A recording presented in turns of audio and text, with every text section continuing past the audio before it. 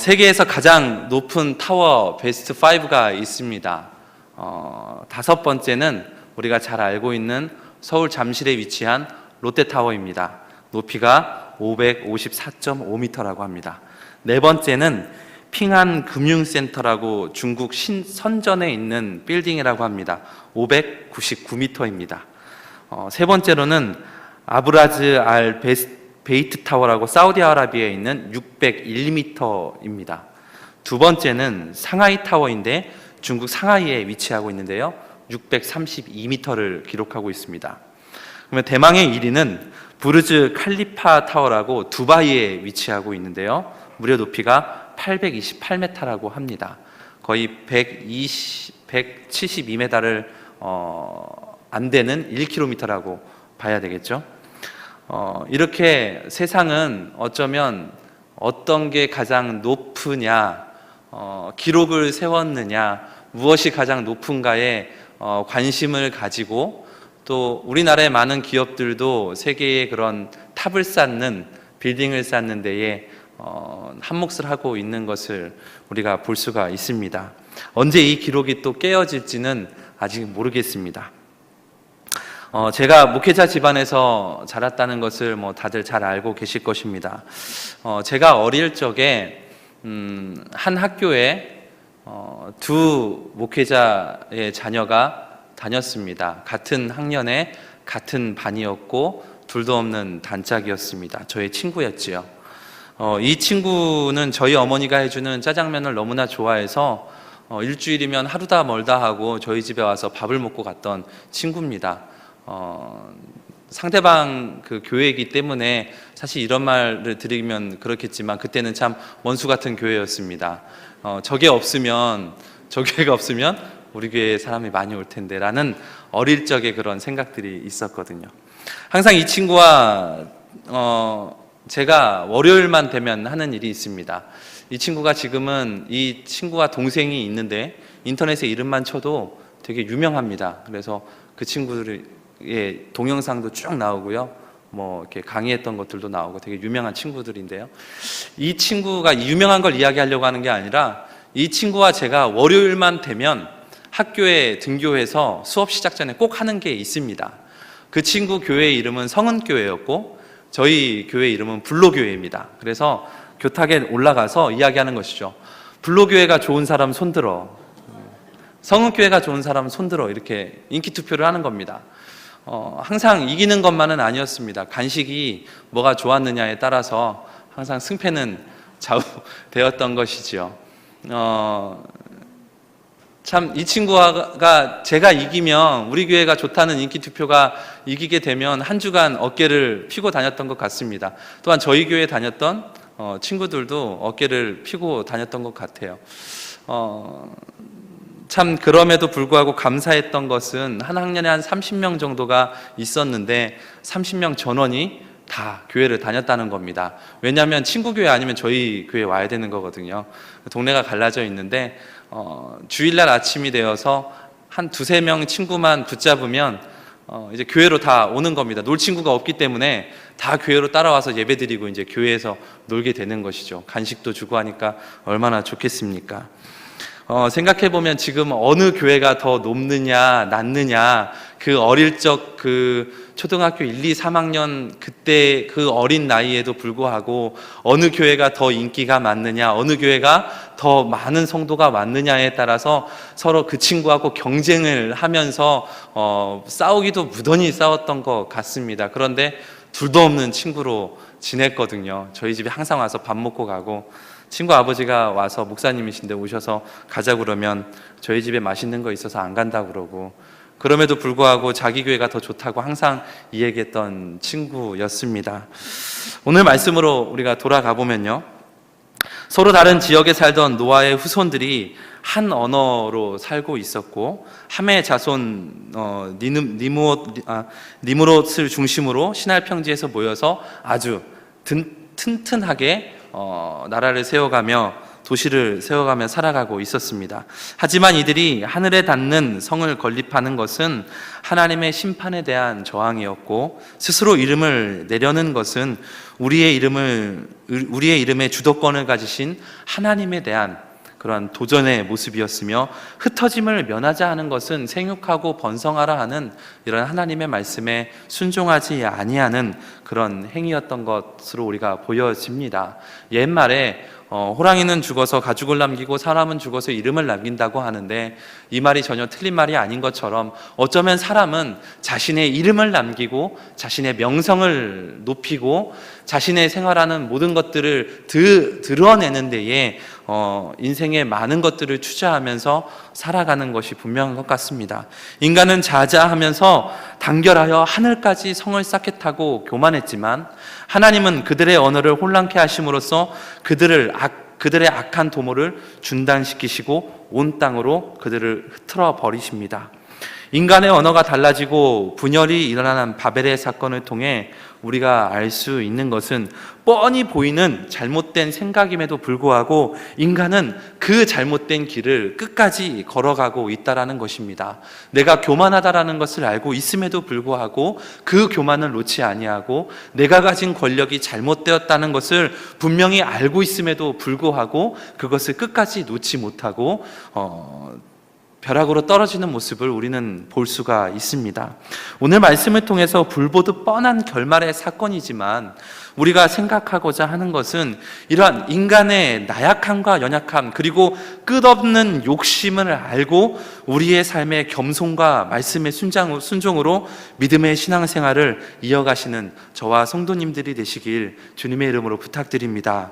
첫째로, 이들에게는 하나님이 계시지 않았다는 것입니다. 오늘 말씀의 3절과 4절을 보면 서로 말하되 자 벽돌을 만들어 견고히 굽자 하고, 이에 벽돌로 돌을 대신하며 역청으로 진흙을 대신하고, 또 말하되 자 성읍과 탑을 건설하여 그 탑 꼭대기를 하늘에 닿게 하여라고 이야기합니다. 우리의 이름을 내고 온 지면의 흩어짐을 면하자, 이러고 얘기하는 것이거든요. 3절과 4절에 공통적으로 나타내는 말은 서로 말하되 그리고 또 말하되입니다. 이는 서로가 계획하고 있다고 볼 수가 있는 것이죠. 그리고 벽돌로 돌을 대신하고 역청으로 진흙을 대신하는 것은 자신들이 알고 있는 지혜와 자신들이 알고 있는 힘을 다해서 그 탑을 쌓는 데에 총력을 다했다는 것을 볼 수가 있습니다. 그리고 하늘 높이 탑을 쌓아 자신들의 위대함을 드러내고자 했다는 것입니다. 여기에는 여호와 하나님이 존재하지 않았습니다. 오로지 자신들의 생각과 자신들의 욕심과 교만만이 자리 잡고 있었다는 것을 우리는 너무나도 잘 알고 있습니다. 바벨의 사건 전에 노아의 방주를 만든 사건을 잘 알고 계실 것입니다. 노아가 가지고 있는 지혜와 그 다음에 배를 만들 수 있는 많은 사람들의 지혜를 모아서 그 배를 만든 것이 아니고, 창세기 6장 15절에 보면 내가 만들 방주는 이러하니 라고 하나님께서 말씀해주고 계십니다. 그리고 7장 1절에 들어서서는 하나님께서 방주에 들어갈 가축과 짐승들을 어떠한 것들을 방주에 넣어야 되는지까지 구체적으로 말씀해주고 계십니다. 방주를 만들 때에 무엇으로 마감을 해야 되는 것까지 아주 자그마한 소심한 작은 것까지 하나님께서 디테일하게 설명해 주셨다는 것이죠. 그런 이처럼 하나님께서 직접 어떻게 해야 되는지, 또 방법을 어떻게 해야 되는지 하나하나 설명해 주셨는데, 오늘 이 바벨탑을 건설하는 이 사람들의 모습을 보면 여호와 하나님은 절대 존재하지 않았고 본인들의 생각과 본인들의 지혜만이 나타나고 있었다는 것입니다. 그들의 건축은 하나님의 지시와 방법이 하나도 없었습니다. 거기다가 자신들이 높아져 앞으로 자기의 후손들에게 자신의 이름을 알리고자 하는 이 교만함까지 있었다는 것입니다. 더 심각한 것은 하나님께서 보시기에 이들이 시작한 일을 멈추지 못할 정도로, 이들이 시작한 이 일이 이제는 거침없이 나아가기 때문에 도저히 이들을 멈추게 할 수가 없을 정도로 그들의 생각과 교만이 그들을 강력하게 사로잡고 있었다는 것입니다. 그래서 5절에 보면 그 성읍과 탑을 보러 내려오셨더라 라고 말씀합니다. 이 말씀은 그곳에 하나님이 아니 계셨다라는 것이죠. 그래서 그들이 하는 곳으로 직접 한번 내려가 보시겠다고 말씀하시는 것입니다. 그들은 하나님이 계셔야 할 자리에 자신의 욕심과 교만만이 자리 잡고 있었다는 것입니다. 계획의 시작부터 하나님은 없었고 뜻에 순종한 순종이 아니라 자신들이 높아져 세상을 다스리길 원했던 이들의 모습인 것입니다. 이를 바라보며 우리의 삶은 어떤지 한번 생각해 보기를 원합니다. 내 뜻과 내 방법과 지혜로 모든 계획과 일들을 해나가고 있는지는 우리는 생각해 보기 원합니다. 더욱이 하나님의 일을 하면서 하나님의 뜻과는 전혀 상관없는 자신의 만족과 내 이름을 내기 위해 우리는 헌신하고 순종하며 나아가고 있지는 않은지 생각해 보기를 원합니다. 어떨 때는 내 생각이 옳다고 생각될 때가 있습니다. 내 방법이 옳다고 느껴질 때가 있습니다. 그때 우리가 생각해야 할 단 한 가지는 예수님이라면 어떻게 하셨을까? 예수님이라면 이 문제를 어떻게 하셨을까? 이 상황에서 예수님이라면 어떻게 하셨을까라는 생각을 우리의 마음 가운데에 가져야 한다는 것입니다. 아니면 성경에 이와 같은 일을 당했을 때에 우리의 믿음의 선진들은 어떠한 모습을 취했는가라고 말씀을 보면서 우리의 삶의 말씀의 지혜를 얻어가는 것입니다. 그리고 제일 먼저 문제 앞에 기도하고 교만해지지 않기 위해서 십자가 앞에 우리가 기도하고 날마다 우리의 십자가를 지고 무릎 꿇어 우리의 삶을 나아가야 될 줄로 믿으시기 바랍니다. 그때에 우리의 삶이 교만이 아니라 하나님이 원하시고 하나님이 뜻하시는 그 선하신 계획대로 우리의 삶이 이루어질 줄로 믿으시기 바랍니다. 둘째로 우리의 생각을 하나님께 맞춰야 합니다. 본문 7절 말씀 보면은 자 우리가 내려가서 거기서 그들의 언어를 혼잡하게 하여 그들이 서로 알아듣지 못하게 하자라고 말씀하십니다. 자, 이 말은 가자, 오라라는 뜻입니다. 성부 하나님의 다짐이거나 삼위 하나님의 서로 권하는 말인 것 같습니다. 이제 하나님께서 행동을 시작하십니다. 언어를 혼잡하게 한다는 것은 오게 된 것은 인간의 범죄로 말미암아 맺어진 결말인 것입니다. 언어가 혼잡해짐으로 인하여 이제는 서로가 대화할 수 없기에 서로가 함께할 수 없게 되는 것입니다. 지금까지 자신들이 대화하며 의지하며 서로 함께 으쌰으쌰하면서 살아왔지만 이제 서로의 의사가 통하지 아니하자 서로의 마음이 통하지 아니하고 서로의 의견이 맞지 아니해서 자신의 뜻과는 이제는 서로 생각을 맞추며 살아갈 수 없게 된다는 것이죠. 그리고 바벨의 뜻은 섞다, 섞이다라는 뜻에서 나온 말로 혼란이라는 뜻인데 이는 하나님께서 하늘까지 높아지기 위해 탑을 쌓던 자들의 언어를 혼잡케 하신 데서 유래된 말이라고 합니다. 그리고 이제 언어가 달라짐으로 인해서 서로 말이 통하지 않게 되자 온 지면에 흩어지게 되게 된 것입니다. 서로가 말이 통하지 않고 서로를 믿을 수 없게 되므로 이제 의지할 수 있는 것은 오직 하나님 한 분밖에는 없게 되었다는 것입니다. 그리고 본문 이후 10절 말씀 이후에 보면 셈의 족보가 시작이 됩니다. 10절 서두에 보면 이러하니라 라는 말로 시작되는데 이 말은 새로운 내용의 시작을 알기는 관용어법으로 이제 이 백성들이 하나님의 뜻에 맞추어 새롭게 시작되어진다라는 것을 우리가 볼 수 있다라는 것이죠. 이것은 바로 새롭게 시작되어지는 하나님의 은혜라는 것을 우리가 알 수가 있습니다. 비록 이들이 교만하고 자신들의 높아지겠다고 하는 이것으로 인하여 하나님께서 그들을 진노하시고 언어를 다르게 하셔서 그들을 온 지면의 사방에 흩으셨지만 이 때에 다시 한번 이들이 하나님만 바라고 하나님만 붙잡고 오직 하나님만 의지하며 살아갈 수 있도록 하나님이 또 다른 은혜를 베푸시고 계신다는 것입니다. 우리도 하나님의 뜻에 순종하며 살아갈 때에 우리의 삶에 은혜가 넘치는 줄로 믿으시기 바랍니다. 하나님 왜 내 삶은 이렇게 흔드셨습니까? 하나님 왜 내 삶을 이렇게 어지럽게 하셨나요? 하나님 내가 어디로 갈 수도 없고 어떻게 몸둘 바를 모르겠는 이 상황에서 하나님이 죄인된 우리에게 원하시는 것은 다시 한번 내가 너의 삶을 통하여 새롭게 하시기를 원하신다라는 것이죠. 우리의 삶은 실패가 있을 수도 있고 좌절이 있을 수도 있고 넘어질 때도 있습니다. 때로는 나의 교만과 나의 실수와 나의 잘못됨으로 인해서 모든 삶이 흐트러지고 어그러지고 넘어질 때가 있다라는 것이죠. 하지만 그것으로 끝나는 것이 아니라 그 다음에 이제 다시 한번 하나님을 붙잡고 나아가며 하나님께서 주시는 은혜의 삶이 다시 한번 시작된다는 사실을 믿으시기 바랍니다. 그러니 이것은 저주의 시작이 아니라 하나님의 은혜의 시작인 것입니다. 많은 사람들은 하나님께 혼나고 나면 이렇게 지면이 흐트러지는 이러한 상황이 벌어지고 나면 좌절하고 낙심하여서 넘어져서 일어나지 못하는 경우를 우리는 흔히 바라보게 됩니다. 하지만 그 넘어져 주저앉아 있는 그곳에서 주님이 우리를 붙잡고 일으켜 세우시는 그 은혜의 손을 발견하고 일어나시기 바랍니다. 마지막 우리가 생각해 보고 싶은 것은 무너졌다 하더라도 바로 여기서 끝난 게 아니라는 것이죠. 하나님께서는 온 지면에 흩으셨지만 그들을 포기하지 않으셨다라는 것입니다.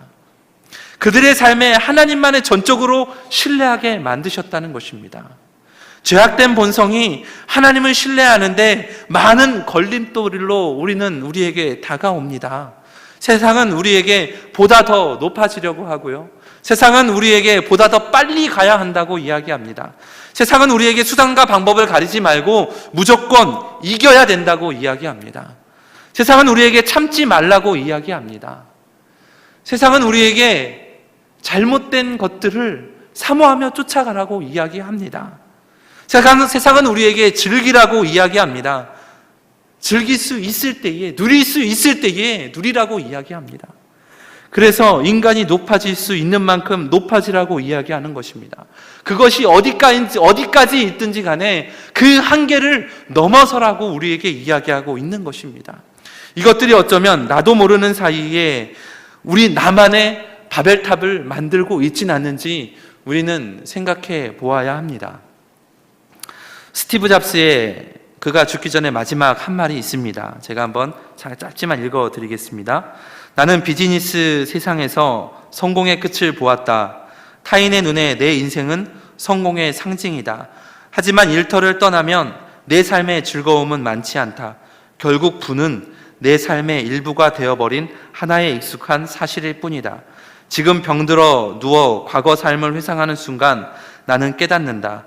정말 자부심 가졌던 사회적 인정과 부는 결국 닥쳐올 죽음 앞에서 희미해지고 의미 없어져 간다는 것을. 어둠 속 나는 생면 연장 장치의 녹색빛과 윙윙거리는 기계의 음을 보고 들으며 죽음의 순간을 기다리며 그 다가오는 것을 느낄 수가 있다. 이제야 나는 깨닫는다. 생을 유지할 적당한 부를 쌓았다면 그 이후에 우리는 부와 무관한 것을 추구해야 한다는 것을. 끝없는 부를 추구하는 것은 결국 나 같은 비틀린 개인만 남게 했다. 좀 이 다음에도 많이 있는데 좀 여기까지만 읽겠습니다. 아무리 세상을 위해, 성공을 위해 달려갔다 하더라도 우리의 건강과 삶의 죽음의 문 앞에서라면 우리는 아무리 높이 쌓아졌던 그 바벨의 탑이라도 아무런 효용이 없다라는 것입니다. 우리가 아무리 수고하고 우리가 높이 쌓으려고 그것을 몸부림치며 있다 하더라도 우리의 영혼을 살리는 문제에는 조금도 우리에게 도움이 되지 않는다라는 것입니다. 우리가 세상에 쌓고 있는 어쩜 이러한 바벨의 문제들, 우리의 건강이 약해지고 죽음 앞에 섰을 때에 내가 일평생 주님 앞에 어떻게 살아왔는지 우리는 생각해 보았으면 좋겠습니다. 말씀을 맺습니다. 바벨의 사건을 통해 우리가 다시 한번 생각해 봐야 될 것은 우리의 마음 가운데 바벨탑과 같은 길과 십자가의 길, 이 두 가지가 항상 싸우고 있다는 것입니다.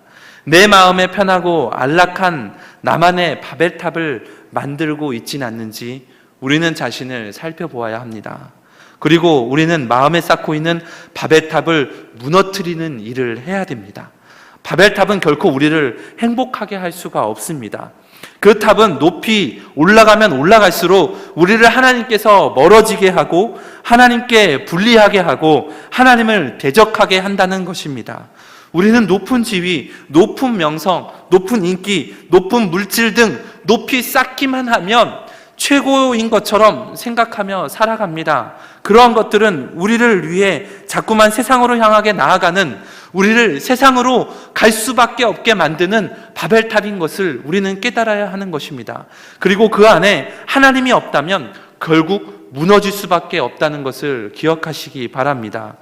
하나님의 뜻과 반대로 세상의 물질과 쾌락을 쫓아 동쪽으로 옮겨 소돔과 고모라로 들어간 롯은 결국 그 성의 멸망과 함께 모든 것을 잃고 말았다는 것을 기억하시기 바랍니다. 하지만 하나님께서는 다시 한번 믿는 자들에게 회복의 은혜를 주시는 것입니다.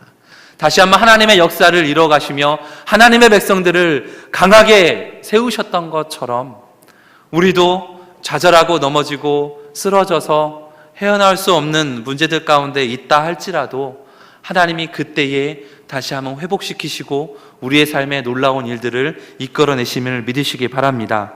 그리고 예수 그리스도를 통해 다시 한번 우리를 하나 되게 하셨고 서로 뜻을 같이 하게 하사 한 마음과 한 입으로 찬양하게 하셨다는 것입니다. 로마서 15장 5절에서 6절 말씀을 보면 이제 인내와 위로의 하나님이 너희로 그리스도 예수를 본받아 서로 뜻이 같이 갖게 하여 주사 한 마음과 한 입으로 하나님 곧 우리 주 예수 그리스도의 아버지께 영광을 돌리게 하려 하노라. 아멘.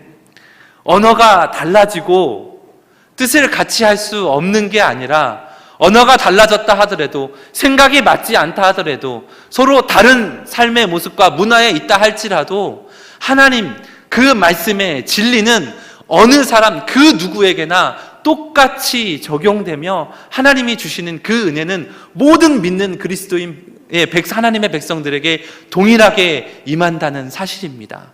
그 은혜를 붙잡으시기 바랍니다. 죄악에서 우리를 건지시고 우리를 회복해 하시고 그 은혜 가운데 또 한 번 새롭게 하시는 그 하나님의 놀라운 은혜를 붙잡고 경험하시기 바랍니다. 그래서 우리의 마음 가운데에 바벨과 같은 잘못된 생각을 벗어버리고 우리를 구원하시고 회복해 하시는 그 은혜를 기억함으로 날마다 승리하시는 우리 수원 영광교회 성도님들 되시길 주님의 이름으로 축원합니다. 아멘. 이 시간 우리 말씀을 기억하며 함께 기도하시겠습니다. 하나님, 우리의 가운데에 바벨탑과 같은 교만은 있지 아니합니까? 하나님, 주님 주시는 그 은혜로 믿음으로 순종하며 나아가는 우리의 삶이 되게 하여 주시옵소서. 이 시간 기도하실 때에 우리 교회를 위하여 기도하여 주시고 특별히 우리 라베도와 우리 평안교회와 미얀마와 우리 필리핀에 나가 있는 우리 선교팀들을 위해서 기도해 주시기 바랍니다. 무더위와 힘든 여건 속에서 지치지 않고 그 말씀 전파하며 하나님의 놀라운 일들을 경험할 수 있도록 인도하여 주시고 우리 담임 목사님과 우리 사모님, 그다음에 가정, 그다음에 원로 목사님과 사모님 위해 기도해 주시고 우리 부교역자들의 가정과 우리 자녀들을 위해서 기도해 주시며 우리 앞으로 남아있는 우리 중등부, 고등부 연합수련회와 우리 청년부 수련회를 위해서 기도해 주시고 우리 선교사님들을 위하여 기도해 주시며 우리 육신의 연약함으로 고통받고 있는 우리 환우분들을 위해서 이 시간 주님의 이름 한번 부르고 함께 통성으로 기도하시겠습니다. 주여!